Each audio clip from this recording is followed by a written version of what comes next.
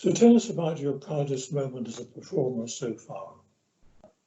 As a performer, I think it's actually a very recent one. I've got lots of lovely moments of, and I mentioned the prom, that was very exciting, but very recently we did Bach's St John Passion at the cathedral, and it was actually on my birthday, which was lovely. What better way to spend your birthday? And it was just before lockdown, so I think that makes it even more poignant because this was on the 7th of March, and it was so wonderful to be part of a piece like that. I sang with the choir, I rehearsed with them all term, and I also was the soprano soloist. And the other soloist, understandably, didn't sing in the choir because it's a massive sing, and I did have the option not to, but I just loved the music so much. And when you're working on it and you're singing with the choir, obviously I work there, so I did that. But it was quite a proud moment to be able to do all of that, and it's quite a sing, and then to come out and do the soprano solos, particularly as one of them. Zerfließer, mein Herze, is at the very end, and it's just the most beautiful writing, and I wanted to do a really good job, and I've loved it for so long, and I've never had the opportunity to perform it before, so it was so special. And also one of the soloists is a really good friend of mine, Ellie Minnie. She'd come up from London to do the mezzo solos, and she sings in the BBC Singers, and she and I were in the chamber choir together at Trinity, and that's how we met, so that was very special. And also I think when you're performing for your friends, Alex was conducting, and there's something more special about that. When you're performing with your friends and for your friends, you want to do a good job for them, and you're sort of all in it together, which may all sound very cheesy, but there's something really lovely about coming together with your friends to make this amazing thing. And so that was such a privilege to be asked to do that. And I think probably one of my proudest moments. And my granddad came up, and he won't be able to do that for very much longer. He's coming up 89, and so he and my mum came up to see it, so it was very lovely to have him there. And your proudest moment as a conductor?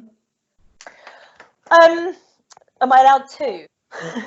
Because I can't choose. Of course.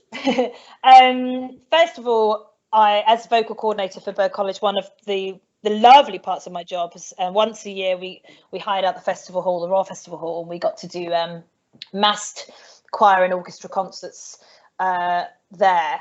And my job as a vocal coordinator was to choose the songs and write arrangements, and then send out parts and resources to 30 odd primary schools, and then I'd go around the primary schools teaching them the parts and running rehearsals, and rehearsal of 30, and then there'd be rehearsals of a few more schools, and then eventually on the day you got 700 or so kids on the stage singing. And there's just nothing like it. There's nothing like, particularly when you've seen the journey and you've been part of the process where you've helped them to learn the parts. It's just the most joy you'll ever have, standing in front of this wall of sound from young people singing and having a good time. And to have the privilege of standing and conducting them was something I'll never forget. Particularly my very last concert before I left for Nottingham, and I'd written this arrangement of Toto's Africa, and I'd written parts for the secondary kids and for the primary kids. And if I could bottle that feeling, I would. And the other very proud moment, which was scarier, was conducting Haydn's Creation at Southwell with Bingham District Choral Society and my own choral society, Mansfield. It was, to say baptism of fire would be an understatement. I took on the role at Mansfield, and that was already in the diary, and I'd never conducted an orchestra before. So to conduct a professional orchestra like Lincolnshire Chamber Orchestra, and then also a piece as difficult as the Creation, and the choruses are fine, but the accompanied recitatives are something else. You just feel like you're on the edge of the cliff for a couple of hours. And I don't think I've ever been so nervous as I was before the rehearsal of that.